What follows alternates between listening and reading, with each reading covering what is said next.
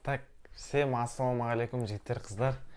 Біз жаңа жаңа біз от души бастадық, бір жарым сағатта, бір 2 сағат қой, иә. 2 сағатта жақсы видео түсірдік. Микрофонның дауысы қосылмай қалды. Батарейкасы өшіп қалды ма сондай бірдеңке. Сондай бір қалды. В общем, ошибка болып тұрады ондай. Технический шоколадки. Сонымен Сонымен тағы да ассалаумағалейкум. От души родной. Біз жаңа 20 минут родной рахмет давай деп отырмыз да. Ну, бывает. Болып тұрады ондай. Енді айтамда, осы подкастта один из интереснейших осындай гостей бізде жарып отыр, потому что бұл уже мопед тематика емес. Бұл жаңа аппарат, қазір оны да көрсетіп жүрейік. Электротехника, электросамокат менің. Не осы. Сразу осы жаққа кіргізіп қойдық. Негізі бұл подкастта не только біз боламыз, и еще только үшеуміз түсіреміз дейік. Үшеуміз. То есть сондай, в общем, так. Қазір мынаны қоя салайын. Примерно нормально тұр ма, родной? Нормально. Қазір мен сәл бүйтіп не қойық столы. Вроде нормально осылай. Вот солай сіздерге арнап енді қазір тағы да түсіреміз. Енді осы жол бәрі істеп тұр, бәрі жақсы деген ойдамыз. Так, неден бастаймыз енді? Негізі, родной, сен былтырлары самокатпен жүрдің, иә? Иә, мен негізі былтырлары самокатпен жүрдім. Мен уже 4 жылдай болған шығар самокатпен жүргеніме. Осылай самокат степенмен жаймен келдім, осындай мықты самокат алдым. Ең басында сенде қандай самокат болды? Ең басында негізі менен көбісі сұрайды, типа, қандай самокат алған дұрыс, для начинающий, қандай алған дұрыс, бюджетный, сынбайтын, качественный қандай алған дұрыс деп сұрайды. Мен айтатын бүкіліне ұсынамын, ол қандай Xiaomi M365 деген обычный самокат бар. Оны, бірақ бір жаман жері, оның копиялары, репликалары жетеді прям. Сол репликасына ұрын қамау керек. Өткен менде репликасы болды. Ол репликасы қыста қарға тигеннің кесірінен зарядкада тұрғанда өртеніп кетті. Хорошо, сол күндіз болды, мен көріп сразу зарядкадан шығардым да қарға көміп тастадым. Қыста болған жағдай. Репликасы качествосы 0 китайский. Ол арзан тұрады, и сразу білінеді, рульдің өзі қандай, экран, дисплей вообще бөлек болады. Дисплейді, репликаның, кстати, дисплейінде скорость көрсетпейді. Оларда точка ғана тұрады болды. Репликасын солай ажыратуға болады.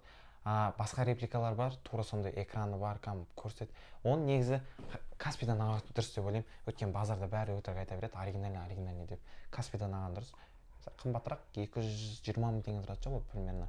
Зато сол Xiaomi и Ninebot ең жақсы самокат, осы екі самокат алған дұрыс, качественный. Ең поделым, ана еще кейде мен даже былай қарап, кнопкалармен де былай кейде поделканы біліп алуға болады. Сразу біліп болады. Даже звоноктікімен біліп алуға болады. Репликаныкі серия болады. Оригиналында қара болады, қателеспесем. Вот сонымен ақ біліп алуға болады. Ең жақсы, ең качественный осы екі самокат Ninebot и Xiaomi. Екі фирма. Осы самокаттың басында тағы да сенде бір самокат болды, сен жаңа айтқан асың. Трюковой самокат болған. Трюковоймен. Бұл самокаттыға мен қызығуды сол трюковойдан бастағам. Кішкентай кезімде балалар, дос балаларым бәрі соны айда жүрді. Бәрі прям бірге жиналады, мини сходка істейтін олар. Мына жаққа барады, трюк істейді, секіреді, айналады, бірдеңке, короче. И қатты қызықтым соларға. И сонымен айттым үйдегілерге, маған осындай трюковой самокат алып беріңіздер, мен де соны айдағым келеді дедім. Ол кісілер алып берді, әлі есімде 26 мың теңге алған бірінші самокатымды, трюковой, детский. И сонымен доставкада істедім мен мысалы. Бірақ онымен доставка істеу не советую, өткен ол трюковой болғаннан сен аяқпен итеріп жүресің, аяқпен итерген сайын сен денең қимылдайды, денең қимылдағаннан сумкада қимылдайды, сумканың ішінде тамақ, тамақтың бытысы шығады, короче. Особенно доставка істегенде андай заттарға суптар болады, лагман или суп, пельмень бірдеңке тасисың, или даже былай қарап тұрсаң пиццаның өзі де төңкеріліп кетеді да. Жаңа аман қайта дірілдей берген жиырылып қалады, донер сияқты болып қалады ол. Түрі жағынан негізі не аппетитный болып қалады да. Еще сен жаңа біздің көрмеген көрерменді подкастта біздің ана тестировочный 2 сағаттық подкастта. Бірақ ничего, негізі. Болып тұрады. Бұл жерде главное подкаст емес, главное бізде кім бізде бүгін гость. Сосын сен айттың ғой, андай трюковой самокат алған кезде сен оны өзің барахолкадан барып үйге дейін апарам дедің бе, бүйтіп аяқпен. Кәдімгі менде қатты айдағым келді, қуандым. Мен соны ұстап алдым да айтамын ғой үйдегілерге. Сіздер кете беріңіздер үй жаққа. Барахолкадан сайранға дейін өзім аяқпен итеріп барам деймін. И соны айтты, жындысың ба, сен жете алмайсың, қаланың мына басынан мына жеріне дейін. Вообще өліп қаласың ғой, жетпейсің ғой деді. реально былай қарап тұрсаң ол басында қызық болды, қатты қызық болды. Мен тезірек ұйқыдан тұрып сонымен жүрсем екен, сонымен кәшенсем екен, трюк істесем екен деп сөйтіп ойлайтынмын да. Потом уақыт келе уже қызығы да кете бастады оның. Ол кездерде еще андай мини сходкалар болатын еді, сол трюковоймен. Трюковойлармен. Әртүрлі. Ол бірақ опасно. Сәл бүйтіп айналып ДК-сы болады тұратын жер. Олар айнала береді ғой. Темір болады, тобыңа тисе сразу тобың кетеді. Ол қаншама бала көрдім, сол аяқтары сынып қалды сол самокаттан. Өте опасно. Келеді самокат трюк жасаймын дейді, айналдыратады, аяғын тигізеді, болды, тобығы сынып кетеді на месте. Сондай жаман. Сталь болады ғой тұратын жері кәдімгідей. Сосын менің бір братчикаларым достарым бар, бұнда кішкентай кезінде олар тоже трюковоймен жүретін еді да. И потом жаймен кім трюковоймен жүреді, олар по-любому бір одан да мықты бір андай либо электросамокат отыратын алады, либо обычный самокат, либо вообще мопед ала салады екен.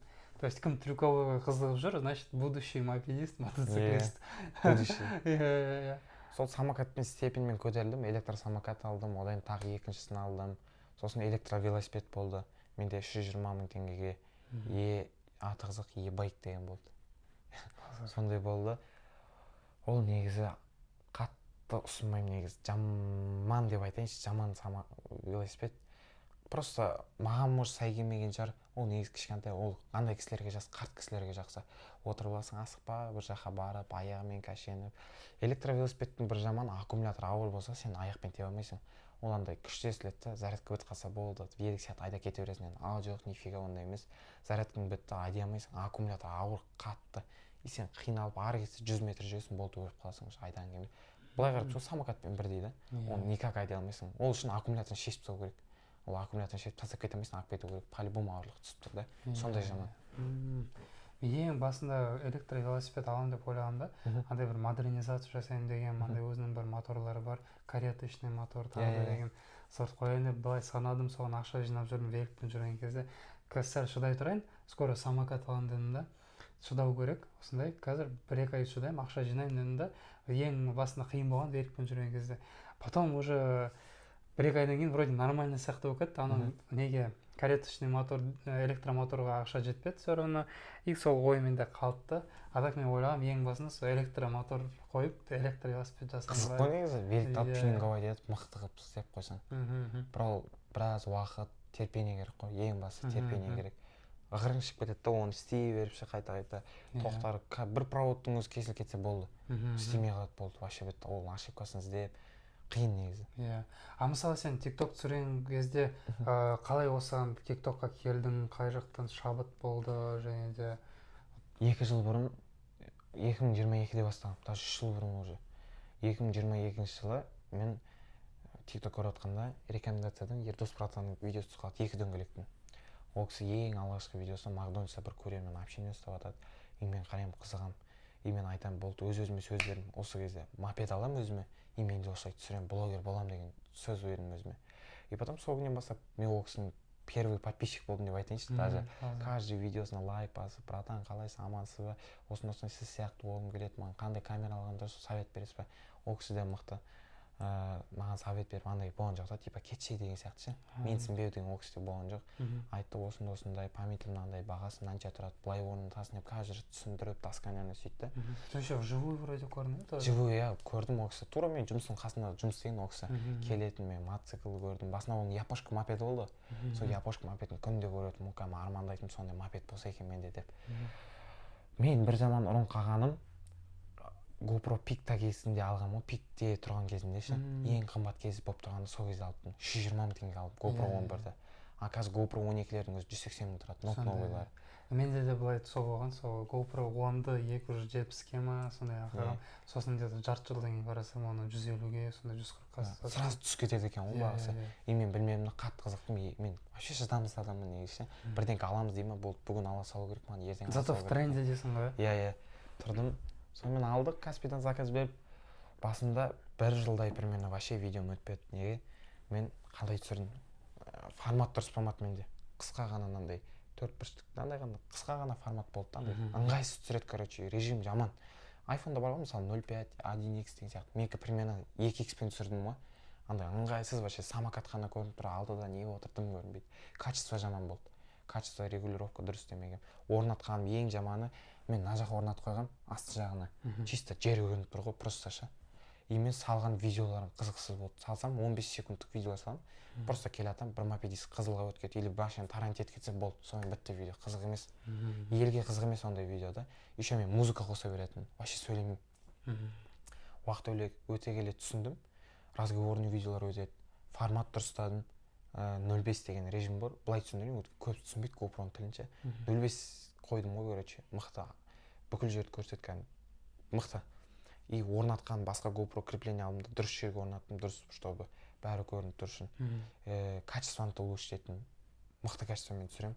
Тез бітіп қалады зарядкасы, бірақ зато мықты качество. Еще осы моменттері сен уже андай апгрейд жасайсың да, жаңа мықтырақ самокат аласың сол кездерде. Мықты самокат алдым, мен сол кезде алған кезде бірінші видеом плюс бір гараж деп видео салған болатын. Сол видео мықты өтіп кетті негізі ше. Елдің бәрі құтты болсын, қаншамен жүреді, нешеге алдың деп.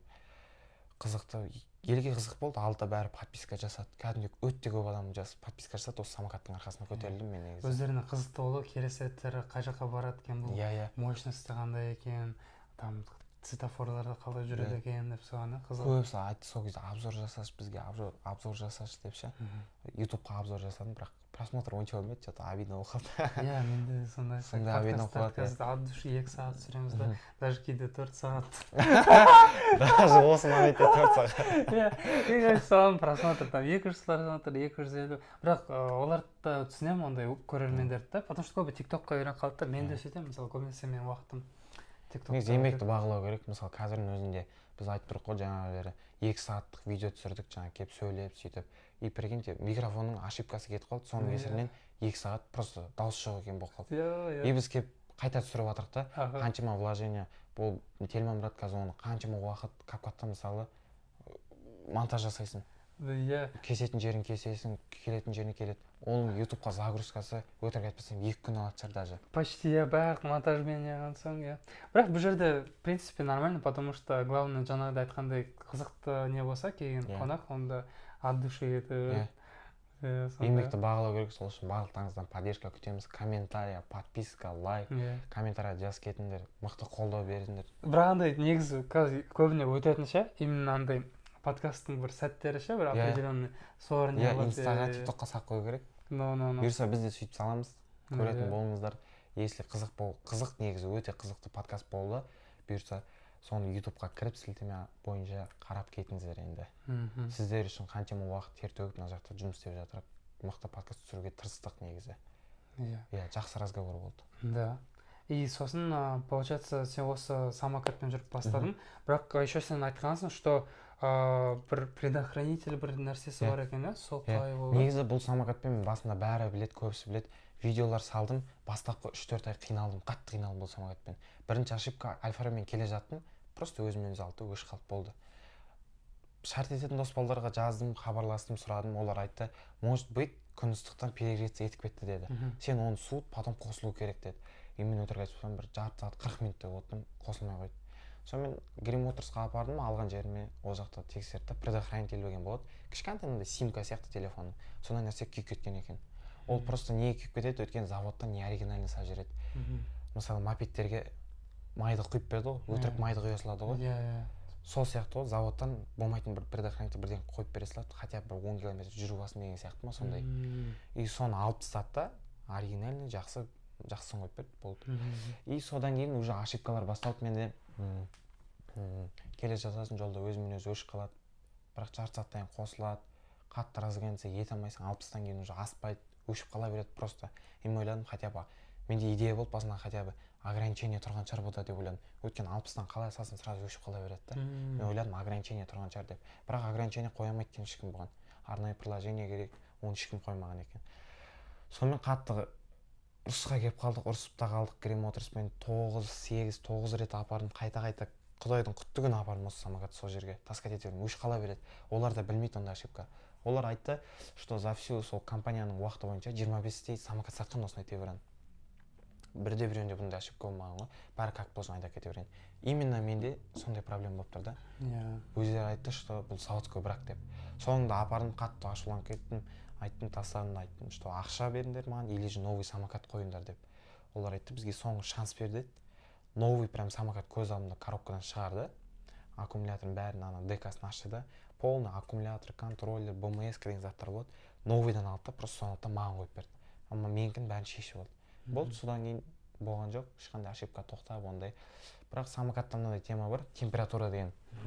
Ондай мопедтерде бар, бірақ мопедтерде датчик жоқ ондай. Типа қызып жатыр, тоқта деген сияқты. Самокаттарда бар, 60-тан аспау керек негізі температура. 60-тан асатын болса, уже ол жаман аккумуляторға вред тиеді. Лучше желательно даже 50-ден асырмау керек қой. Ыстық күндер алдындар осы жаз негізі қатты ыстық болды. Сәл разгоняться етсем болды, 65-ке көтеріп кетіп жатты менің самокатым жа. Сондай жаман қатты жүре алмайсың. Кешке жақын ғана сәл қатты жүресің, бір 50-60 болды. Вот сондай негізі. Оны бір жасауға болмайды ма, ол көбінде сондай ма самокаттар? Жігіттер бар, оны қалай істей қойған. Контроллер ғой, негізі отвечать етіп жататын ше, сол қызып кетпес үшін. Жігіттер бар, оны контроллерді шығарып алады да, сыртқа қойды снаружи. Сырттан қойды. Ол бірақ өте жаман. Ол контроллердің орны сол ДК-ның ішінде орналасқан.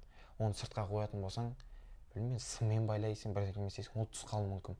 Түспесе де яғни жолда по-любому су болады. Су шашырайтын болса контроллерің өшеді, болды, новый контроллер алу керек. Сондай жаман да. Оны әдейі сол ДК-ның ішіне тығып қойған, чтобы су тимес үшін сондай. Оны сыртқа қоятын болсаң, базар жоқ, перегреваться етпейді, өйткені желден отбить етеді да, салқын болып тұрады. Бірақ опасность көп, түсіп кетуі мүмкін. Бір яма ұстасаң, құлап кетуі мүмкін контроллер. Таппай қаласың, глушак сияқты. Болды, өшіп қалады. Оны қайта орнату уже болмайды, новыйдан алу керек.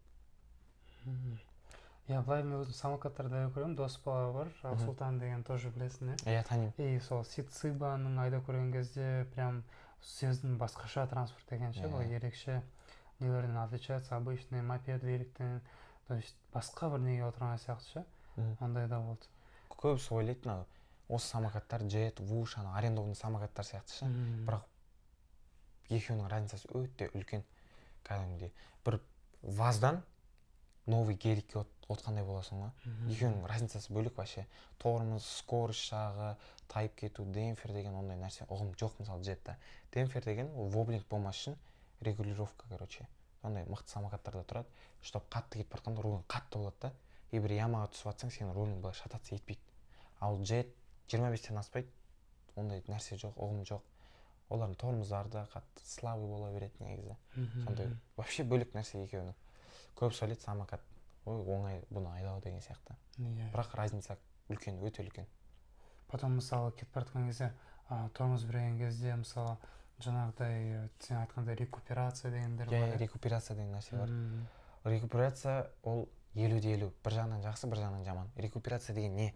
Ол самокатпен кетіп бара жатып, тормозды до конца баспайсың. Сәл ғана басатын болсаң, мотор жаңағы келе жатқан скоростында отбить етіп тоқтатады через мотор. Колодкаға бармайды ол ше. Сондай. Оның бір жаман сен 15-20-мен келе жатып рекуперация істемейді. Ол просто қатты келе жатқанда бір скоростта отбить етіп жібереді, болды. А сен 15-20-мен спокойно келе жатып, сәл тормозды қысатын болсаң, рекуперация істемейді. Сондай жаман болды.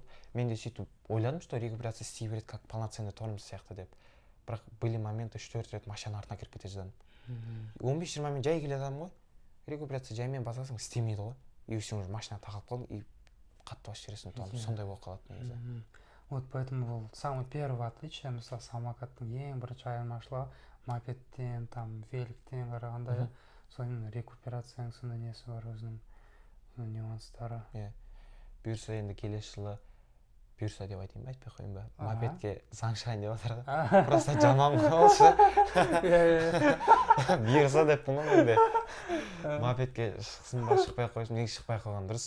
Или шыққанда дұрыс, тоже 50/50. Негізі, плюстары даже көбірек. Шығатын болса заң, беспредел азаяды. По-любому мопедистер, жас балдар айдап, қазір сәл беспредел болып отыр қала.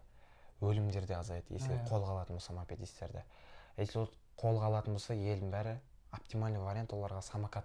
Самокатқа көшетін болса, самокаттарды прессовать ететін болады. Оларға даже номер керек десе мен таң алмаймын. Вот сондай жаманда бізге кесір тиіп кетеді да. Вот сол үшін 50/50 заң шыққаны.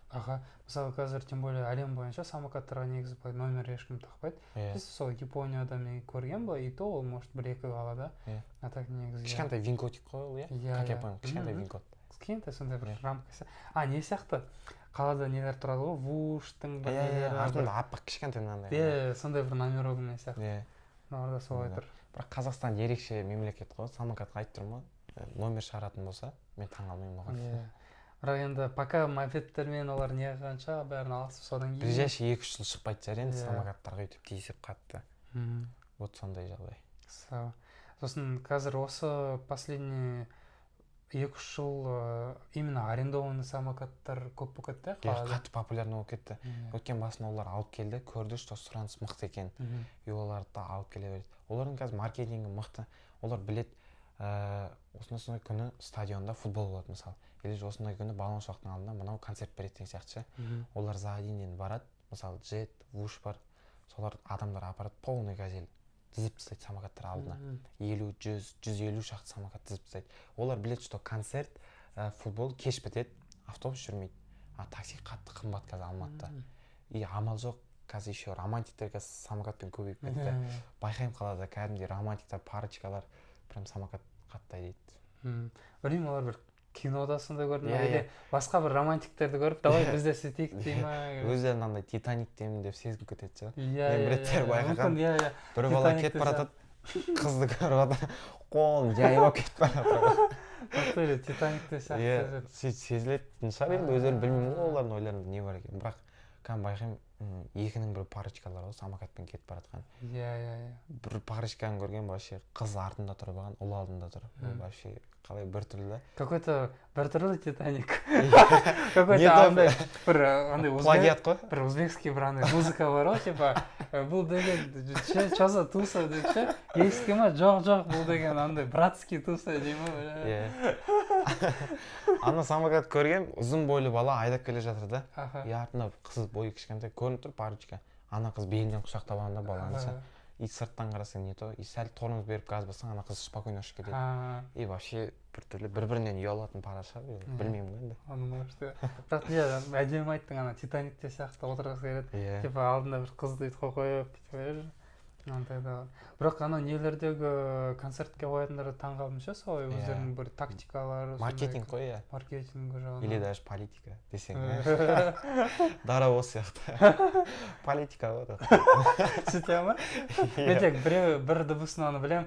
Ана кезде шықпай көрек еді. Политика ғой бұның бәрі деп. Сол сияқты. Еще бір жаман самокат мопедпен келе жатып, визор жаппасаң, көзіңе шыбын масалар кіріп кетеді. Ондай да болды. Жаман приятно. Мен жаман жақтыртпаймын. Біреулер бар ғой, көзіне кіріп кетсе бит-бит қойып жүре береді. Мен оны емеспін. Принципиально жолдың шетінен тоқтай қалмай көзімді ашамын, максимально шығарып тастаймын ғой. Сондай жаман. Сол парочкалар жаман да. Титаник сияқты кетіп бара жатып, көздеріне маса бірдеңке. Или ауыздарын ашып айқайлап бара жатқанда маса бірден кіріп кетсе. Тоже неприятный ситуация ғой негізі. Сондай бар. Еще да былай ойлайсың, негізі не андай шлем, визор, ол тек жылдамдығы тез сондай транспортқа керек деп ше. Ал по идее сендер 20-25 жүрген кезде тоже керек. Былай маған да алу керек еді, мен андай эндуро шлеммен жүрмін да. Оның очкиінде почему-то эндуро шлемді нормально вообще ешнәрсе көрінбейді. Темный, маған бір бүкіл сол эндуро киетін очкилерін шетке қаратып қояды. Ешкім келмейді сондай жаман. Мен көрінбейді вообще ештеңе. Мен ойлаймын, менде сондай келді ма деп ше. Пиндодан заказ еткен көрінбейді. Шлем өзі нормальный, бірақ ана визор вообще көрінбейді. А почему маған ол керек? Именно потому что мен великпен жүрген кезде мен это 2-3 жыл подряд қалада великпен күнде жүрдім.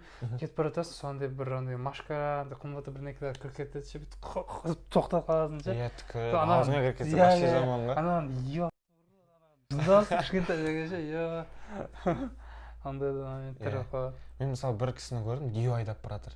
Кішкентай ғана мопед, Дио деген. Неше куб ол? 49-ау где-то. Ол официально 49 куб, 60-ға әрең тақайтын мопед қой ол негізі.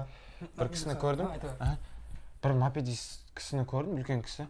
Мысалы, мықты шлем киіп алған, как положено защитка, мынандай жилетиктер киіп алған. Ана кісінің несіне қарасам, айдап кетіп бара жатқанына қарасам, бір какой-то литр мотоцикл айдайды сияқты, эпикровка. Прям андай заряженный эпикровка.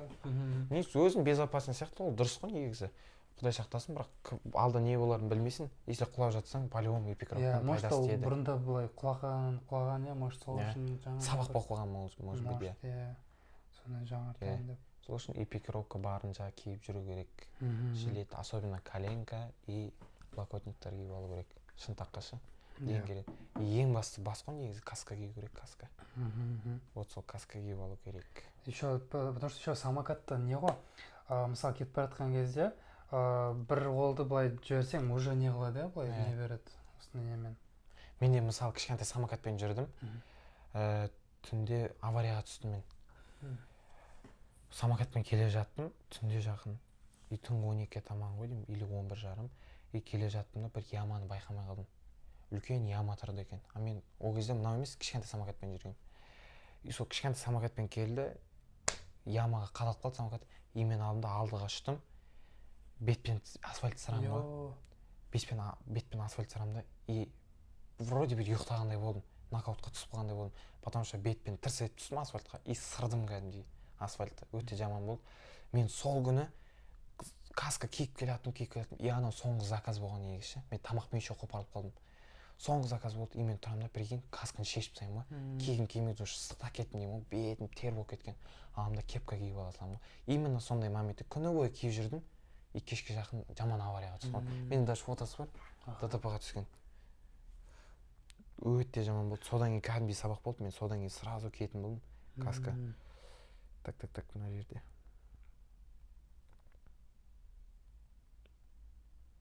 Қазір көрсетсек болады 1 минут. Міне. Ой-ё, оны мен ойладым жаңаша, давай неге видео сосын фотоны қосып қояйық деп. Қосуға бола ма? По идее ютубта болады ма? Цензурить етпей ма? Жоқ. Или хотя цензурить етті де мүмкін. Йо, жесткалапсың. Мен қара, осындай болды. Екі тісім ішке кіріп кетті. Оны алып та шығарып алды. И мен 2 апта тамақ жемадым. Чисто манный каша, пюре жеп отырдым. Тамақ жұта алмайсың ғой, сөйлей алмайсың. Міне осындай болды. Мен түрме осындай зеленка жағып тастады. Сосын үйге келдім, міне. Ерім ісіп кетті, еріме іріңдеп жиналып кетті де, жаман болды. Қол сырылған, аяқтың бәрі сырылған, мен зеленка. Зато андай қазір жүрген кезде уже білесің ғой, что аккуратно жүру керек. Каска кию керек, өте керек каска негізі. Сондай. Мен де саған өзім бір историям айтайын. Негізі великпен, ол кезде көп великпен жүрмейтін. Бір таныспаған велигін бір качество дейін деп алдым. Осы біздің райондарда кетіп баратам. И что-то былай өзім, вот сол случайдан кейін мен велик болсын, любой техника болсын, серьезно айтып бастадым да. Ол кездерде где-то 16-17 жастарда кетіп баратам, велигін алдым. И почему-то бір қолымен ұстап баратам. Сол қолымда былай телефон, музыка қойып кетіп баратым. Блин, не бүйтіп кетіп баратырмын. Сосын бір моментте лежачий полицейский көрмей қалдым. Что-то жаман свет болды да. И лежаққа түк дейді да. И мен что-то со страхом мына жақта передний тормоз болды. Басам. Телефон қолымнан құлап жатады. Мен бүйтіп телефонды ұстаймын деймін да. И сол кезде андай почти тістеріммен, нелеріммен асфальтқа таң кеткізген ғой. Жаман. Йо, бір тісін жартысын қалды. Тоже бір қан ағады. Ана жақтан бір мужик кісі шығады, короче. Что там, бауырым не болды деймін, сөйлей алмайсың. Мен де сонда болды, аварияға қалай түстім мен. И жатырмын ғой, есімді енді жатырмын. И чувствую, прям аузымнан қан ағып жатыр ғой. Жаман қою қан ағып жатыр. И негізі елдерге қалай айтсам екен, бір жағынан таңғаламын, бір жағынан ашуым тиеді. Елге қызық керек. Мен аккурат етіп алған, елдер прикол ұстап видеоға түсіріп тұр да сол кезде мысалы. Видеоға түсіріп тұр, осындай ДТП бірдеңе көріп тұр, адам қандай халде жатқан жерде ше. А олар тұрды бүйтіп аккурат етіп, что случилось, көріп тұр, что мен құлағанымды, көріп тұр, қан ағып жатқан. Бір кісілер болды, машинасын келді, жолды жауып тастады. Мен жолда жатырмын ғой, жолды перекрестить етті, менің кісі бір кісі болды, білмеймін, бірақ ол кісінің түрінде жаттамаған мен. Сол кісі көре ме, көрмей ме, білмеймін, әйтеуір аға көріп жатсаңыз рахмет сізге. Сол кездері жолды перекрестить етті да, багажыңның жайнамаз болған. Жайнамаз әкеледі да басыма қояды ғой. Бауырым осыған басын көтеріп жат дейді ғой. Мен айтамын, аға аузымнан қан ағып жатыр, қазір жайнамаз қан болады ғой деймін ғой. Бола берсін дейді ғой. Жайнамаз әкеліп бүктеп басын қойып қойды да, сол кісі скорый шақырып, кәдімгідей мықты кісі болды. Рахмет сол кісіге көп. Скорый келді, қатты қорыққанмен скорыйға кірдім, мені осмотр қылады ғой. Жатырмын мен, қимылдай алмаймын. И от адреналина деймін ба, от страха, от мандража мен дірілдеп кеттім, қатты дірілдеп кеттім, сондай чувство болды. Еще жерде жаттым, салқын ғой, уже кеш болды ғой, 12 уже түн болып қалды. Жаз болса да салқын болды уже. Мен аламда өзім дірілдеп бастаймын ғой. Елдер шошып кетті кәдімгідей. Есімді былай білмеймін. Скорый келді. Мужиктар мені көтеріп алды да, бір доскаға салды да, скорый ішіне салды. Қатты қорыққан не, медсестра орыс кісі болды. Тексереді да мен тұрады и айтады ғой, талия, позвоночник, все, кетті дейді ғой маған. Тура өйстіп айтады. И мен сразу есім жиямын, қалай кетті деймін. Жай мен тұрайын десем, тұрма, болмайды, болды уже, қазір осмотрға барамыз дейді. Сосын бардық, аллаға шүкір ешқандай перелом болмады, бірақ тісім кіріп кетті ішіне. Сондай жаман болды. Бір 2 апта сәл жатып қалдым үйде. Содан кейін бірақ сабақ болды, каска кию керек. Мен қазір хоть қасымыздағы бір жерге барсам да каска киіп аламын да. А сол кезде каска болғанда ол ауыз жауып тұратын еді, ешқандай болмайтын еді. Ладно, хоть қолым сырылсын, аяқ қолым сырылсын, бірақ ең бастысы аузыммен нормально болды. Сол үшін ғана шрам миына қалып кеткен міне. Осы шрам содан қалып кеткен. Көрінбейді қазір. Иә, қатты көрінбейді негізі. Вот сондай, сол үшін шлем қай жаққа барсам да кию керек. Керек ол шлем. Сен білмейсің алдыда не болатынын ше. Сен барып соғылмасаң да сен қағып кетуі мүмкін, артынан келіп біреу, или бір жынды байқамай қалып ұйықтап кетуі мүмкін біреу. Сен білмейсің. Сол үшін каска всегда киіп жүру керек. Желательно жігіттерді көремін, мопед алған кезде подарокқа береді ғой шлем, 3000 теңгелік арзан, который жай жерге құлатып алсаң да сынып кететін. Ондай емес, качественно алған дұрыс. Хотя бы гайк. Сондай алып, полноценный аузың жауып тұратын, сондай алған дұрыс деп ойлаймын мен негізі. Безопасность қой негізі, дұрыс. Сондай. Андай шлем, мен где-то бір жылдай велосипедный шлеммен жүрдім да. И ни туда, ни сюда ол жүрді. И анан кесін бір шапка сияқты, бір толықтай қорғамайтын сияқты, ше. Былай не толау, сонымен жүрдім. Білмеймін енді, былай қарасаң, басқа велосипедистер сол шлеммен жүр. Былай әлем бойынша сол гонкаларда сондай шлеммен жүреді. Білмеймін енді, былай... Неудобно ғой. Иә. Мен андай не по дресс-коду дейма, алдымда эндуран шлем киіп алдым, сонымен жүрдім. И маған ол сәл өзіме жақсы сезінем ше. Спокойнее сондай шлеммен. Маған айтады, ана кезде жазда кетіп баратқам. И бір бала великпен, бала дегенде мен ровесник, почти былай мужик, и андай светофорда тұр. И бүйтіп қалайсың деймін да. И жаңа бірінші подкастта өзіміз білетін біз ана нелер туралы айттық ше, андай солидарность ше, соны жалғастырайық. Иә, айтайық. И мен анаған бала бір орыс бала ма, или орысша сөйлеткен түрі, сол ұқсайды, бір европейский бір түрі. Салам деймін да, бүйтіп, салам дейді. Бүйтіп, и өзі былай ше, былай шлемсіз, былай тұр светофорда, машинаның жанында. Блатовать етіп па, и шлемі вообще жоқ. Хотя андай шапочка шлем болса, өтірік велосипедный. Маған айтады, что там не жарко, че в полном фулл экипе дейді. Не, нормально деп кетіп қалдым ше. То есть бұл жерде жарко, не жарко мәселе емес. Бұл жерде уже ол просто ол андай құламағанды білмейді ше. Білмейді. Бір сабақ болып құлап алу керек, содан түсінесің. Тісін сындырған кезде сол кезде түсінеді ше ол. Тісім соңында қатты қиналдым, өте жаман негізі ше. Бір сабақ болып құлап алсаң, түсінесің уже қандай керек екен. Сол үшін касканы тастамаймын мен саған. Тастамаймын касканы. Қай жаққа барсаң каска киіп аласың. Даже сөйлесе алмай қаласың. Күлемайсың да, сөйлемайсың да, сондай бар. Ең қиын сол тамақ ішемейсің. Мен даже сөйлей алмай қалдым.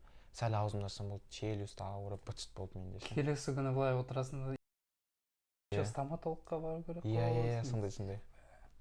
Еще бірінші 1-2 сағат ол білінбейді, содан кейін уже ауырып бастайды ғой. Басымда адреналин болады деп ойлаймын өзімше. Құлаған кезде басыма қатты сезінбей қаласың.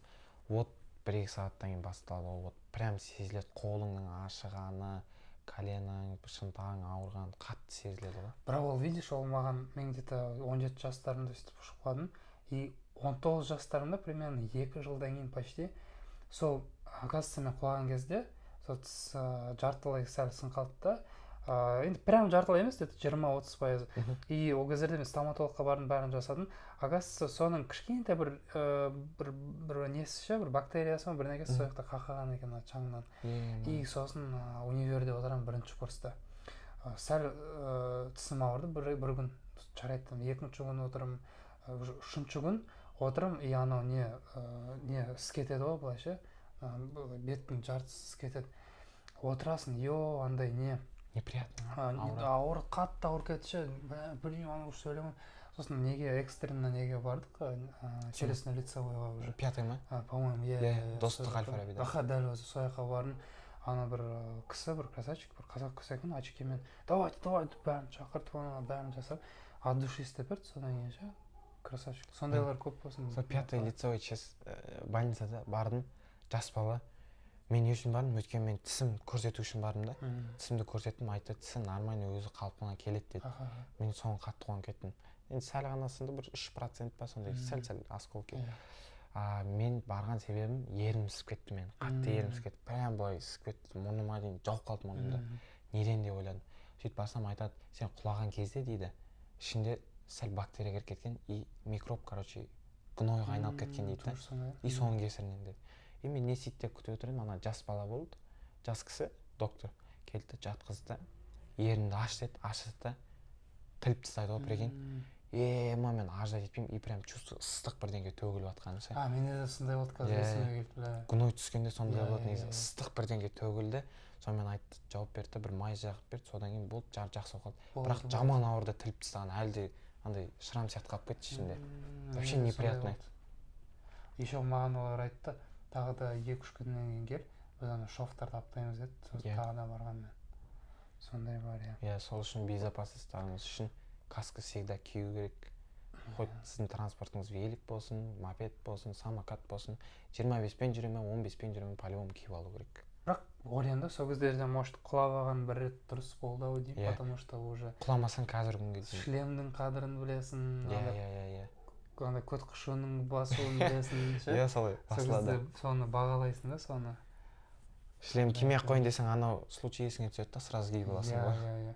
И то мен анау велосипедный шлеммен бір жылда жүрдім да, өзім не то ұнамайды, еще бір жағынан безопасность, екі жағынан камераны қоя алмайсың, былай да былай. Безопасность жоқ қой, как шапочка сияқты келеді да. Шапочка ше? Вообще неудобно. Білмеймін, почему вот айтамын да, велосипед нетем ше, гонкаларда, ол түсінемін, ана велогонкаларда оларға жеңілдік керек ұшады да, и то олар құлаған кезде плотно құлайды ғой, қарасаң ше, құлаған кезде великпен бір-бірлеріне құлап жатады мысалы.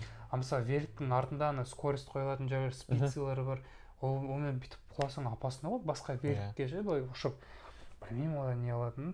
Поэтому кейбіреулер айтады, о брат, сен мотоның шлемін киіп алыпсың ғой дейді ше. Зато мен уже білемін ше, оны мен киюім керекпін. Менде де сондай кішкентай самокатпен жүргенде каска киемін, елдер біртүрлі қарайды, типа жынды ма, кішкентай самокат, немене өзін, типа мотоцикл сезім кетті ма дегендей болады ше. Бірақ по-любому олар емес қой, если мен құлайтын болсам, сол больді чувствовать ететін ше. Өзің безопасность үшін, өзім үшін киіп алу керек. Вот сондай. Потом мындай солидарность жағынан, вот сен өзің самокатпен жүресің, иә? Иә, самокатпен жүргенде. И саған солидарность кімдікі ұнайды, самокатчиктердікі ма, или мысалы мопедистердікі ма? Мопедистер ғой, мопедистер one love қой.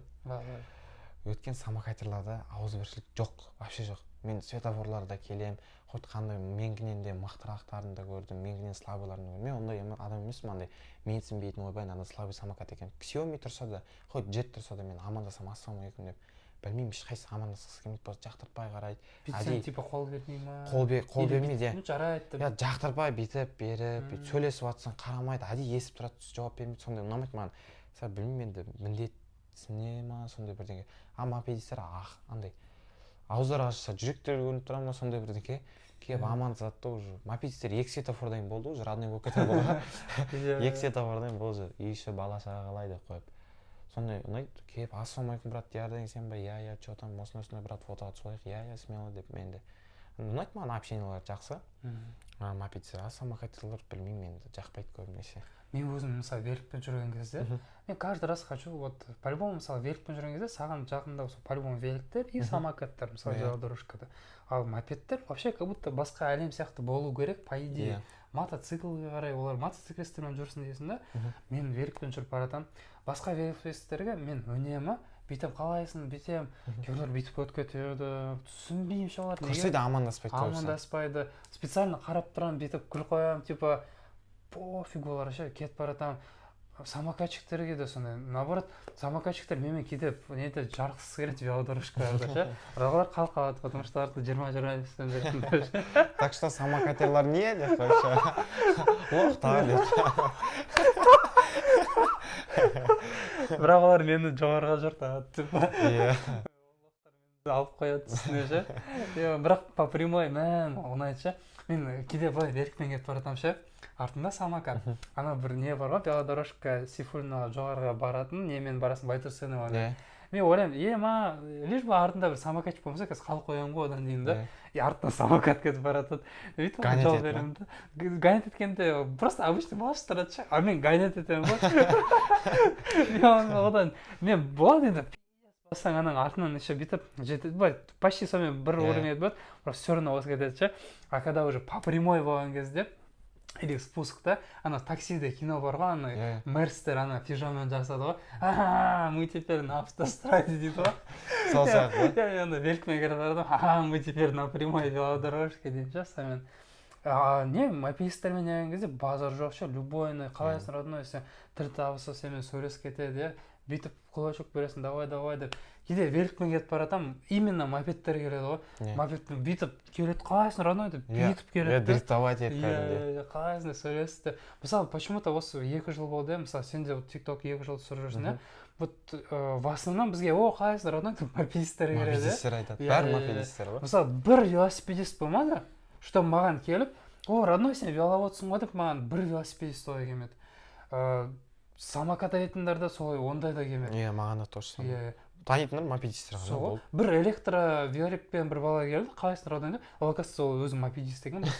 просто электровеликпен уақытша жүрмін дейді ше солидарность жайлы айтсақ жолда келе жатып мопедисттер ыңғайсыз келеді қолын соза салады из-под тишка түсінбей қаласың жолда уже былай кетіп бара жатқан кезде иә келеді айқайлайды ассалаумағалейкум дейді каскадан есің уағалейкум ассалам резко қолын соза салады болды мопедтен иә если сен қолын жіберіп амандасуға болады просто апасына а если амандаспасаң ол тағы айтады ойбай дияр деген көтеріліп кетті да потому что сен самокатпен кетіп бара жатқан кезде самокаттың бір рулімен жіберсең онда вообще ыңғайсыз болып кетеді ыңғайсыз болып кетеді да олар түсінбейді оны айдамағаннан кейін онымен қол беріп амандаспасаң әңгіме кетеді ойбай дияр деген блогер болып кетті зазвездился амандаспай емес потому что натуре сондай жиги мысалы сен самокатпен даже анау 20-25пен жүретін самокаттарды соны түсінуге болады 25пен жүретін самокат қолың жүре салсаң бүйтеді ше дияр тем более 50 мысалы 55-60-тармен жүрсе вообще сезінеді да оған самокатпен сол үшін сондай айбетпеңді зазвездился блогер деген жоқ қарапайым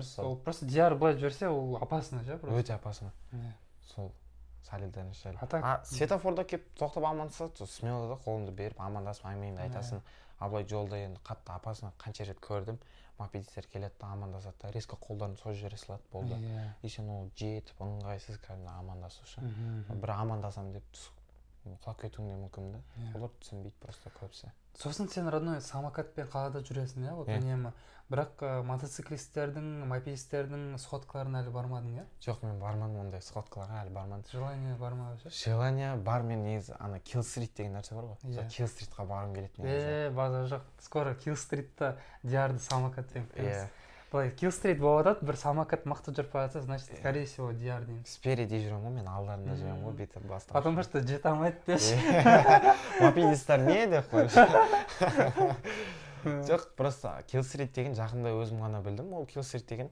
короче мопедист мотоциклисттер сөйтіп жиналып қала бойынша бір жүріп алдын көтеріп в общем трюктар істеп сөйтіп не істейді екен иә түсінігім бойынша даже андай сен еще айтқансың ғой что еще қосымша нелер болады самокаттарда соттарда әртүрлі нелер иә Kill Street деген чисто мопедтер жиналмайды или чисто мотоциклдер жиналмайды все транспортты жинала беріңдер деген сияқты ғой и білмеймін ондайларға самокатмен көрген жоқпын сол өзім бастап берейін деп отырмын мен самокаттардың иә бұйырса сол қазақстан тиммен иә сол қазақстан тимдер сол Kill Street'тер жасайды негізі солармен түсірсең әдемі кететін сияқты сол стант жайлы нелерді сол коллаборация бұйыртса иә әдемі кетеді себебі көбіне қызықты болады мысалы самокат плюс еще мопед ол жаққа может скоро мен может өзім постараюсь келесі сезондарда эндуро нормально болса эндуромен шығамын уже полноценный Kill Street болады мысалы шетелдегі мысалы ресейдегі Kill Street бар оларда бірнеке тим деген бар жиі комментарийға жазып кетсеңдер жазып кетіңдер бір 600 бірнеке тим деген бар оларда олар короче әдемі жасайды ол жақта эндуролар келеді спорт байктар келеді самокаттар оларда ауызбіршілік прям андай натуре барлық альтернативный транспорттар екі дөңгелек даже моноколесолар кейбір болса бәрі бірге бірігіп алады ше олардың Kill Street'тер енді вообще керемет әдемі өтеді иә бізде енді ауызбіршіліктің а деген әрпі жоқ па деп қоямын былай иә хотя бы мопедистерде бар и то қазір кеше подкасттарда балдар айтады мысалы Исаев айтады че то бұрынғыда и то мопедистердің арасында ауызбіршілік аздау дейді ше аздау иә но в принципе бір тик-токтың бір жақсы жері все равно тик-ток біріктіреді и по-любому біз хотя бы бәрін болмаса да но бір определенный нелерді бәріміз біріктіреміз и жаңағы сондай Kill Street'тер сен келсең вообще күшті болады может мен сосын эндуромен келемін негізі екеуміз алдында жүреміз ғой примерно Kill Street'тің нелерін осындай добавим краски в этот бірнеке дейік красота болып жүреміз ғой Kill Street'тің Иә, Килл-стритқа келсең әдемі болатын. Потом все равно еще қосымша уақытында курьеркада істейсің. Иә, курьеркада істеймін. Андай нелердесің де, суши соларды. Табука сушида істеймін. Алматыдағы ең керемет суши пицца. Иә. Если заказ берем десеңіздер, табука суши деп жазсаңыздар шығады. И еще ол просто так сен басқа бір бөтен адамдарға жұмыс істейсің, ол получается сендер сол туысқандан бір сондай семейный бизнес деп айтуға болады. Семейный бизнес қой, иә. Поэтому мысалы сендер Диярдан сол жаққа, сол Диярға, ол қай адресте примерно? Рысқұлбекова 28/4 ЖК Байтал. Вот, мысалы сол жаққа барған кезде, получается, любой бір пицца алып, мысалы сен сол бір стористар түсірсең родной ше, мысалы бір күні родной жеге мен мысалы сенбі күні осындай уақытта мына жақта боламын кешке дейін, если что келіңдер, мысалы там чисто самокатчиктер болсын, или біздің осы мопедист братюня, там братчандар, там бәріміз жиналсақ, или бәрін бірге жинай бер, мысалы былай бөлмей ше, мысалы бүгін самокатчиктер, бүгін там мопедисттер деп емес, мопедисттер келсін, самокатчиктер келсін, сол жақта бәріміз бірге отырайық, мысалы стрим түсіруге болады, мысалы ол жеге қайдасын десе, айтамыз біз Табуки сушидің Диярдың міне заведениясында суши жеп отырмыз, пицца жеп отырмыз деп от души мысалы мынандай пиццаларды қойып, былай кусочектармен, может сенде бір кейде бір акциялар может болып қалады. Бұйырса бір жақсы акция болатын болады, күтіңіздер, арнайы өзім подписчиктеріме арнап жақсы бір акция ұйымдастыратын болады. Солай әдемі болатын еді. Вообще күшті болады. Сол келеміз, сосын бәріміз сол жақта тамақтанып, сен поддержка жасап. То есть, получается, сен басқа біреуге бір реклама жасаған жоқсың. Получается, для себя өзіңе біз любой пиццаны заказ еткенде біз білеміз, о, бұл оказывается Диярға қатысы бар екен.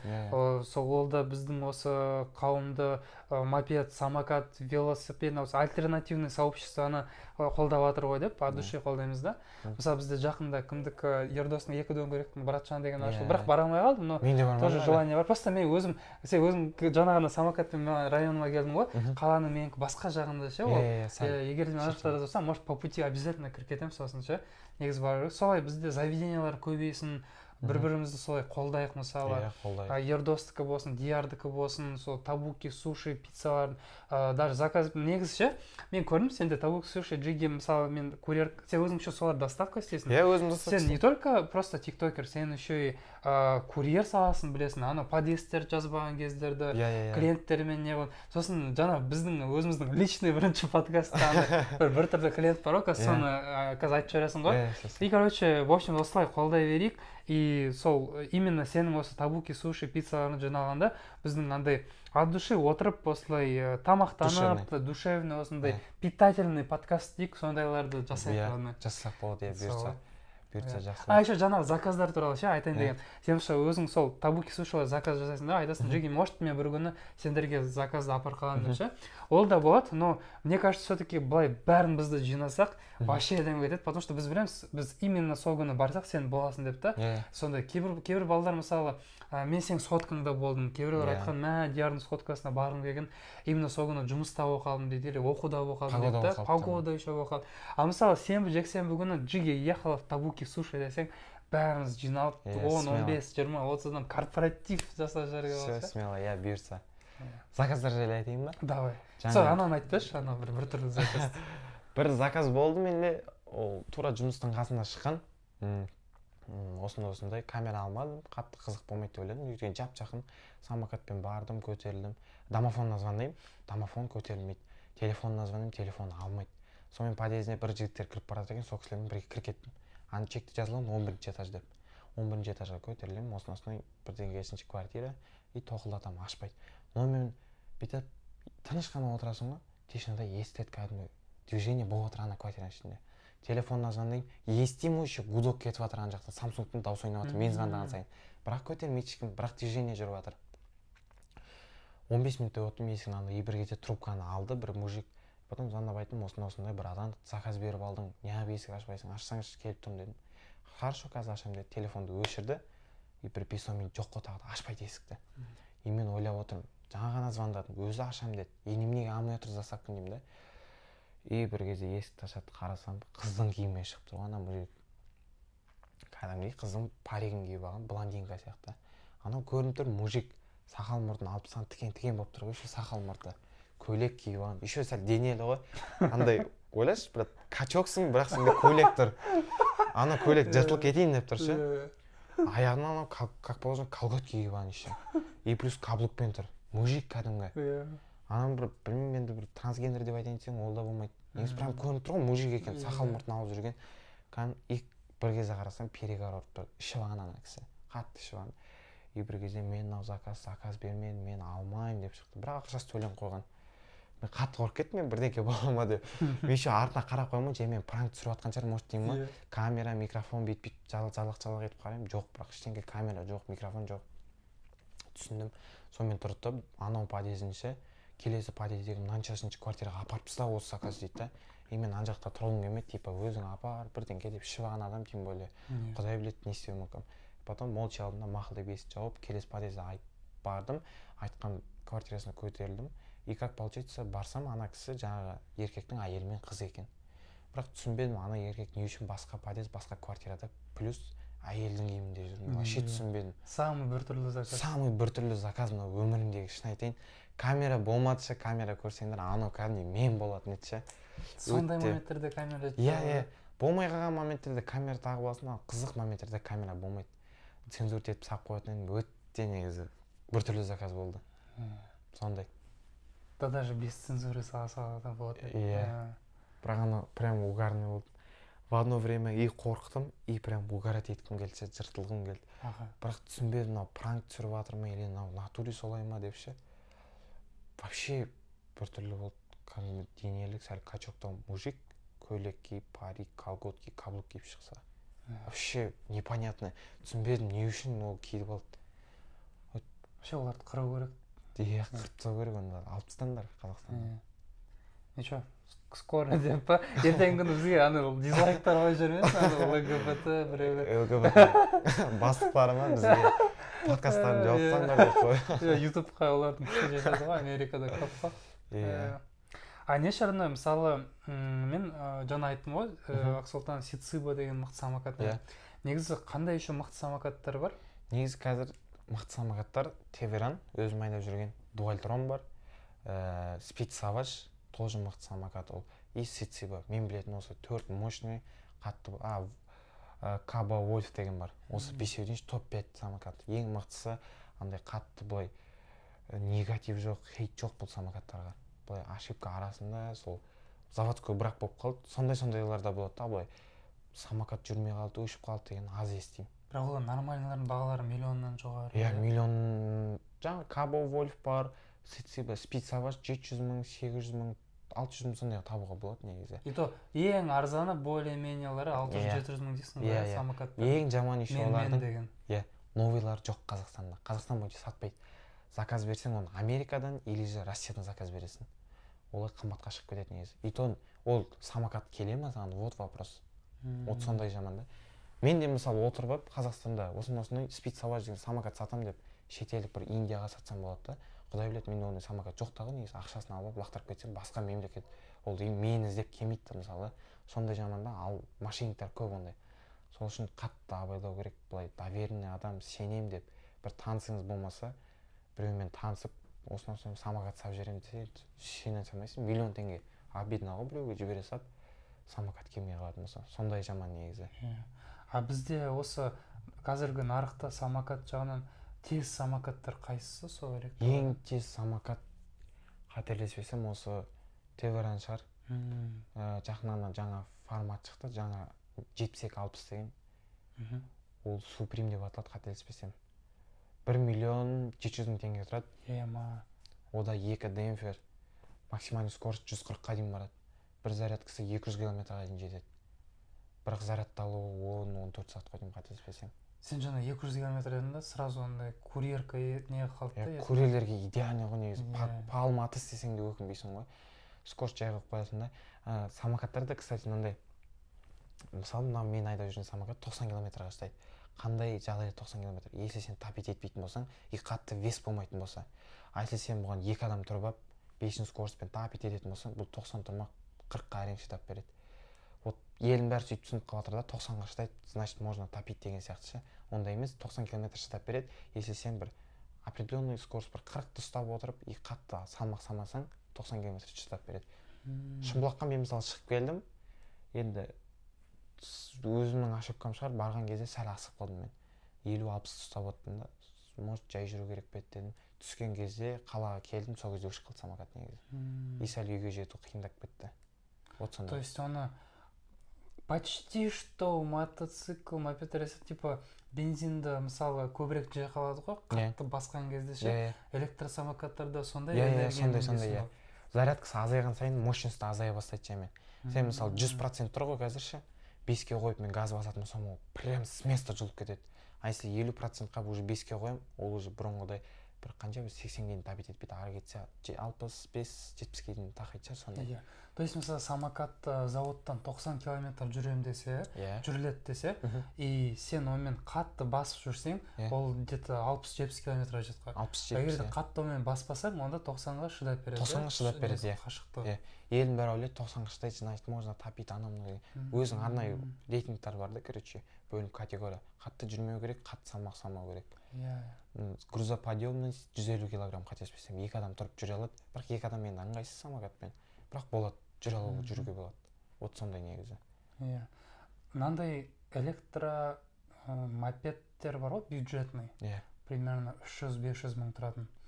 Соларды айдап көріп пе едің? Мен мысалы айдап көргенмін, айтып берейін ба қалай ощущение? Айтып бер. Короче, мен бір магазиннен соны тест-драйв қалдым. Ол магазинге мен айттым, давайте мен сендердің нелерін айтпай қояйын, атауларыңды. И өзім честный отзыв жасаймын дедім. Бірақ мен по факту жасаймын дедім. Алдамайым дедім. Өтіріктен жегізгім келмейді дедім. Жарайды, все смело деді. Базар жоқ, соларға енді уважение. Сосын мен оны түні бойы зарядтадым. Ол өте ұзақ зарядталады екен, арзан электромопед ше. Қазіргі ондай, ол тек сол модель емес. Ол, оказывается, оның ішкі нелері, батареялары, конструкция бірдей. Просто түрін алдыңғы фарларын өзгерте салады. Примерно алар бірдей. Қазір фирмалардың атауларын айтпай қояйын. Примерно, получается, 250 мыңнан и где-то 600-700 мыңға жететін электромопедтер. Обычный мопед сияқты, но квадратный еще ауыр олар. Олар бәрі бірдей. Енді солар туралы айтайын. Нақты, по факту. Онымен зарядтадым оны. Андай зарядчик быстрый зарядка деген жоқ. Может, бар еді, бірақ ол кездерде сен оған сатып алатын баға ондай жоқ. Зарядтадым, түні бойы зарядталды, где-то, короче, 10-12 сағат зарядталды. Оның 4 делениясы ма сондай бар екен. И где-то, короче, тек 3 деленияға дейін зарядталды. Даже до конца зарядталмады. Походу, ол бір жарым күн зарядтала ма сондай. Жарайды, ол бір жарым күн. Мен оны ойладым, так, походу мен онымен смело шымболақ болмаса да медеуге дейін барып келем дедім. Оны зарядтадым, онымен шығып бара жатырмын. Бірінші минус ода байқағаным, ол вроде бы электро, ол сразу жылу керек с места. Бірақ ол ауыр екен, ананың батареясы электромопедтік. Газ басып қинала ма? Жаймен разгондалады. Оны мен сразу байқағаным бірінші светофорда. Базар жоқ, сол күні демалыс күндері болды. И почему-то маған кездескен жүргізушілер, водительдер бәрі сыпайы, осы адекватный болды. Кетіп баратам, ешкім маған сигнал бермеді. Басам газды. Жаймен зарядталады. Сосын, где-то бірінші 10-15 минут ол примерно 45 сондай басты. Хотя заводтағылар олар айтады, типа 70-80-мен онда электромопед басады, или тиктокта шығады. Жүктерін анда, жүктерін, смело. Зачем сендерге мопед? 200-300 мыңға алыңдар. Или там не үшін сендерге қымбаттан миллионнан жоғары самокат дегендей ше. Емізбектер қазір жетеді. Ондайлар көп, көбі мысалы саған қояды ғой, брат, сен неге миллионға самокат алдың деп ше. Или не үшін сен 1,5 миллионға самокат алдың деп ше. Одан себебі, потому что миллионнан, там 700 мыңнан арзан самокаттар, олар мусор. Мен ананы айдап баратам. Ең бірінші алғашқы 10-15 минут 40-пен жүріп баратыр, 40-45. Ол үшін мен GoPro-мен қарадым. Ананың циферблаты өтіріктен періватыр 55-тен. GoPro-ның уже GPS алдамайды. Короче, 40-45 метр. Потом разгоны жаңағыда мен айтқандай жаймен алады 40-45, базар жоқ, 40-45 ұстап берсе до конца жоқ. Оның, короче, где-то 10-15 минуттан кейін ананың зарядкасы біту бастайды. 38-бен, 35-пен жүріп бастайды. 35-пен 30-ға түсті потом. И то ол где-то 30-ға түскені уже 15-20 минуттан кейін. Жарты сағаттан кейін ол уже 20-мен кетіп баратыр. Обычно самокат, джетпен, вуштар сен уже скоро обгонишься кетіп. Потом жоғары, сәл уже Төле биден кейін жоғарыға басталып жатыр жол. Кетіп баратырмын, сәл дөңге аны немен подъемға кетіп баратырмын да. И ананың несі жылдамдығы одан да азаяды 15-ке. Мен уже достықпен кетіп баратырмын.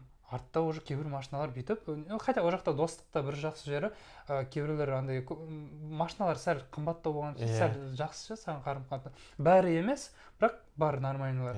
Жоғары айтады, ана машиналармен не отқан жоқ достықта, тем более жақта көбінесе велосипедисттер жоғары көтеріледі. Местныйлар уже біледі, что велосипедисттер болады. Кетіп баратын, базар жоқ деймін. Кетіп баратырмын. И неге, короче, медеуге вообще ол не қымбат жетпеді. Қарасам, уже екінші деление, и то моргать етіп жатыр бүйтіп. Екінші деление кетейін деп жатыр. Не понял дедім, тоқтадым. Анау моргать етіп жатыр. И тағы да нормальный екі деление болған. Тағы да газды басам, анау моргать етіп жатыр. Тоқтаймын, моргать етіп жатқан жоқ.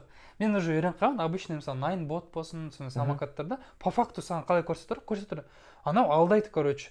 То екі деление дейді, басам газды бір деление көрсетіп қояды, жіберем екі-үш деление көрсетеді. Жарайды дедім, кетіп баратын, ана погран училище бар ғой, светофор, бірінші, екінші пешеходка уже Аль-Фарабидан жоғары кеткен сол. Кетіп баратырмын, и сосын қарасам уже бір деление қалды. Мен қазір ойлаймын, қазір мен не то что медеу қазір үйге дейін жата алмаймын, не қайтадан. Сосын аламда бұрылам, ана бір деление әлі бар. Уже ол мигать етіп жатыр, кетіп баратырмын. Бір жақсы жері, мен жоғары көтердім, мен үй жағым ең қалың асты жағындағы, Рыскулы болса Жангелдина жақтарға. И уже астына уже более-менее накатым, мен как-то я жеттім, бірақ уже оның скоростьін айтпай қойым, уже 10-15 жеттім. И уже почти, знаешь, где-то 2 километр қалған кезде жүрмей қояды ғой, ана уже скоростьті где-то 3 километр сағатына.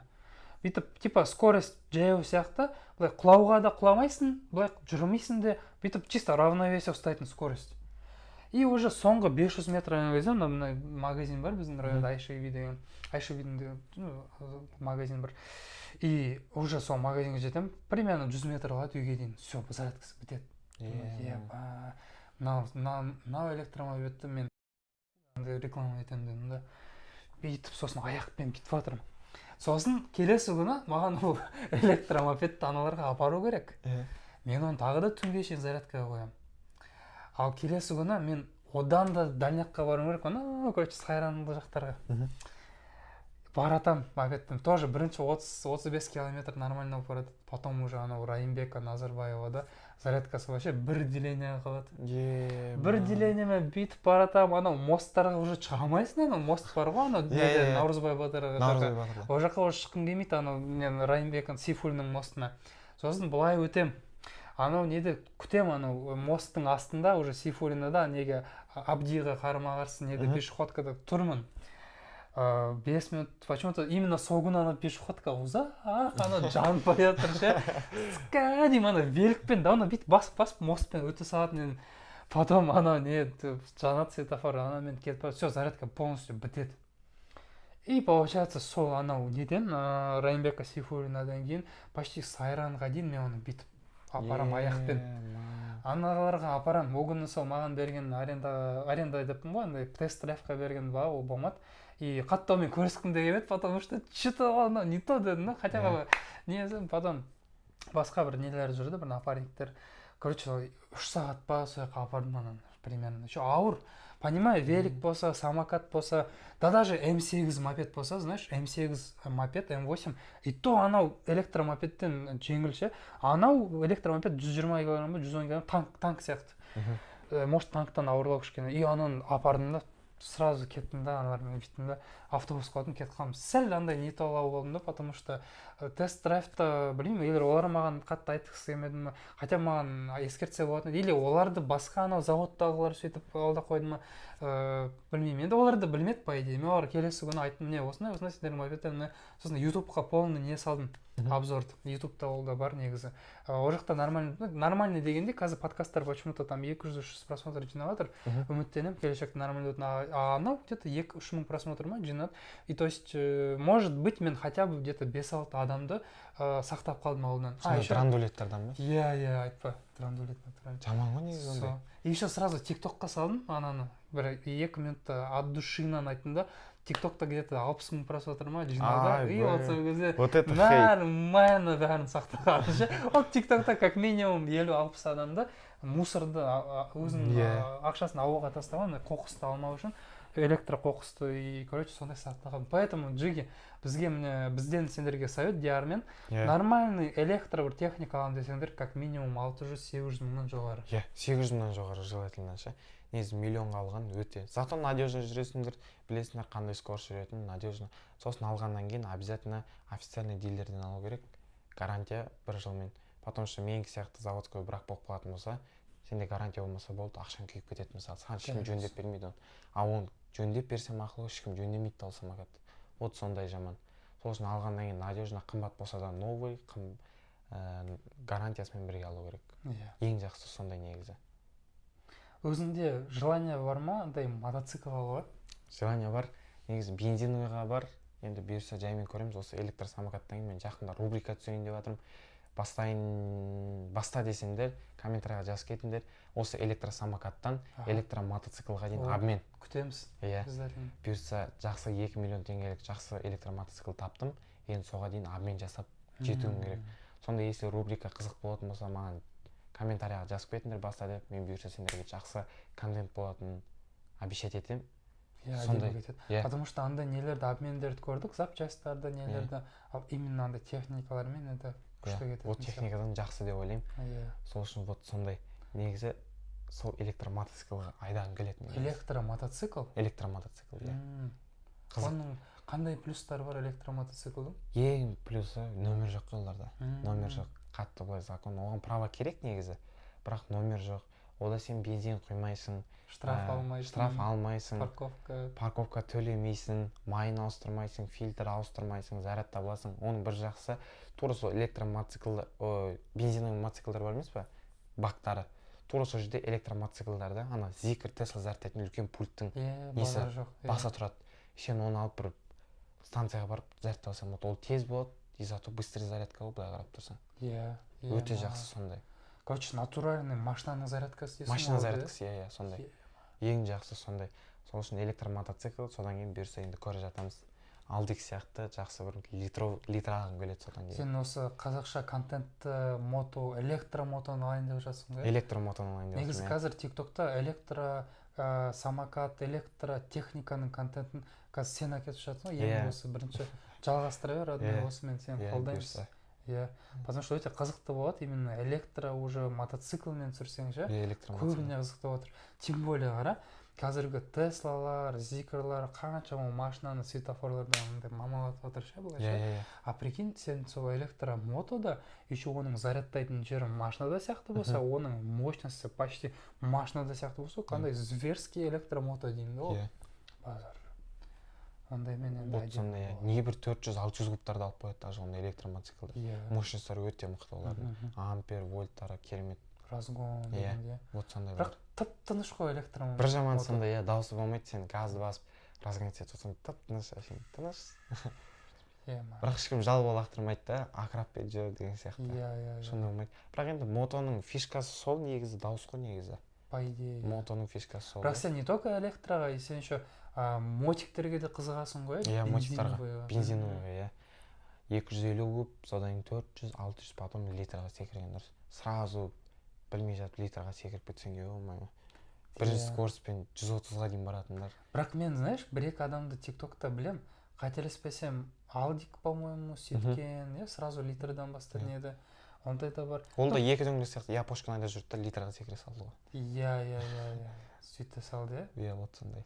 Бірақ кейде, может быть, бір адамдарға солай жағады, бірақ все равно лучший вариант жаймен бастаған бастау керек қой, почистен бастау керек. Сондай 250 куб жаймен привыкать ету керек, 400 куб уже бөлек болады.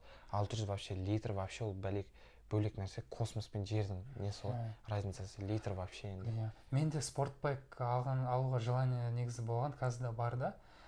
Бірақ бір минусы ол қаражат жағынан, бірақ ол менің ойымша, ол наоборот оның ең осындай ширный плюсы сияқты себебі, ол сені андай неден сен жаңа айтқандай неден сақтап қалады да, қауіпті мопедтерден, қауіпсіздік жағынан жақсы. И мен мысалы қазір великпен бастадым, мопедтер болды, қазір сол қазір эндуро 250 кубты алдым. И негізі может сол қазір қаражат жағынан пока болмайтқан жағынан может жақсы шығар дейміз, зато жаймен жиналады да. Иә, по частям жаймен. Мысалы сенде де сондай болды. Мысалы трюковой самокат болды, сосын Xiaomi'дің 300 нелерін алдың более-менее мықтыларын. Сосын мысалы велосипед болды. Потом еще бір самокат, и уже самокат деген мықтырақ самокат болды. То есть сен сразу мына мысалы 70-80 100-бен жүретін самокатқа оған былай секірмедің да, сен тоже жаймен бастадың да, и сен уже білесің осы кешелер бір подкаст нелерін түсіремін, сосын жылдамдық рухы дейді да, андай өзіңді ұмытып қалмайсың да, бір техникаға отырған кезде ол техника кейде семен басқарады да, адреналин болып кетеді. Вот сондай жаман. И получается сен жаймен бастаған кезде сен соны өзің ұстай аласың да, контроль жасап үйрену дәл өзі. А то сен газды баса беретін болсаң, адреналин мықты ғой, газды бас деп тұрады да, сені бірдеңке азғырғандай болатын сияқты да. Сен баса берсең, соны контроль жасап үйрену керек. Өз басатын жерлер болады өздері. Проспект пустой тұрма, мысалы ше, саған тез жету керек па, басып ал сол жерде. Қаланың ішінде пробка болып тұрма, ана междуряд жүріп, алдын көтеретін жігіттерді көрдім, мопедпен газовать етіп бас кететіндер болды. Бір кісі тұрды, мысалы осы жерден түсуім керек деп есікті ашып қалса болды, мысалы бітті. Құдай біледі қалай құлайтын ше. Вот сондай жаман. Ондай жерде асықпай шетімен как положено жүру керек. Өз басатын жерлер де болады, баспайтын жерлер де болады да. Иә. Сондай. Вот так вот, Джиги. Если что, сұрақтарыңыз болса, комментария жазыңдар. Диярды тағы да күтеміз келесі подкасттарда. Бұйырса келем тағы да келесі подкастқа. Бізде получается Дияр самокат айдайтындардың өкілі болады. Сосын біз, может, стантерді шақырайық. Как раз. Вот стантерді шақырайық. Тараздан тұрып істеймін. Ана кімді Казахстан тимінің балалары есін самокат, сол нені Килл-стритті может обсуждать етейік. Килл-стрит негізі қызық тема. Жақсы тема. Бұйырса келіп сөйлесіп. Солай сөйтейік. Әрине әзіл жігіттер ертең параздам шақырып жүрмеңдер мен. Жаңа біз айтып па сенде каждый светофорда балдар айтады да, чо, братан, жарысың ба, родной? Старт көреміз да деп келеді мопедистер. Олармен көре алмайсың старт өткен сен. Ені жасыл басайын сен мопедистер арт жақтан 10-15 шығады, бір-біріне мешать етеді. В общем, Индия каша быт болып кетеді ғой. Никак старт көре алмайсың. Вот сондай жаман сәл мешать етеді, қатты мешать етеді негізі. Вот сондай. Понятно. А так, по идее, именно біздің роднойлар мопедисттер, мен мысалы қаншама великпен жүрсем, сен самокатпен жүрсең да, велосипедист, самокатчиктер, может, келешекте бізге қосылатын шығар қатарымызға мықтылар ше. Бірақ пока что по-любому мопедисттер бізде не ғой? One Love. Мопедисттер. Красавчиктер. Вот солай. Сонымен осы екінші подкастымызды официальный аяқтайық. 4 сағат түсірген. 4 сағат түсірдік. Еңбекті бағалап кетіңіздер. Жаңа айтқандай лайк, коммент, поддержка, подписка жасап қойыңыздар. Қаншама еңбек кетеді монтажыға, оның загрузкасы бар. Так что барлықтарыңызға рахмет көргендеріңізге. Бірақ қызықты болмаса баспаңдар лайк. Бірақ біз үміттенеміз, от душинан самокат жайлы айттық, там бәріне обсуждать еттік негізі. И келешекте тағы да жасаймыз подкаст бұйырса. Бұйырса одан да мықтырақ жасаймыз. Балдар жинап кетеді. Осымен осы выпуск бітті. Барлықтарыңызға көргендеріңізге рахмет. Жақсы сау болыңыздар. Черный бите салайық. От души.